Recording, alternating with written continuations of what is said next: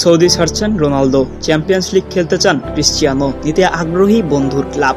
আবারও ইউরোপের ফুটবলে ফিরতে পারেন ক্রিস্টিয়ানো রোনালদো। তিনি নাকি চ্যাম্পিয়ন্স লিগ খেলতে চান। ইতিমধ্যেই বন্ধুর ক্লাব তাকে নিতে আগ্রহ দেখিয়েছে।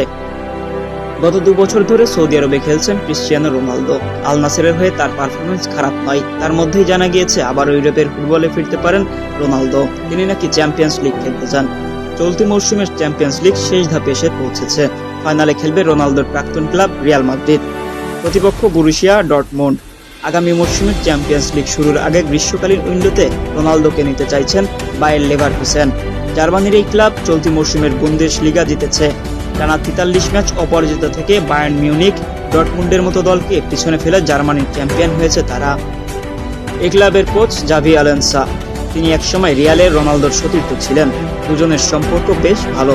সে কারণেই রোনালদো জার্মানির ক্লাবে যোগ দিতে পারেন। রোনালদোর আল নাসের বা লেভারকুসেনের তরফে এখনো কিছু জানা না হলেও সৌদির এক সাংবাদিক দাবি করেছেন রোনালদোর সঙ্গে লেভারকুসেনের কথাবার্তা অনেকটা এগিয়েছে। একমাত্র চ্যাম্পিয়ন্স লিগ খেলার আগ্রহেই সেই ক্লাবে যেতে পারেন CR7। 2022 সালে ম্যানচেস্টার ইউনাইটেড ছেড়ে আল নাসেরে যোগ দেন রোনালদো। এই ক্লাবের হয়ে সব মিলিয়ে 46টি ম্যাচে 47টি গোল করেছেন তিনি। 39 বছর বয়সেও তার গোল করার দক্ষতা কমেনি। সেই দক্ষতা কাজে লাগাতে চাইছে লেভারকুসেন। সেই কারণে রোনালদোকে নিতে আগ্রহী তারা।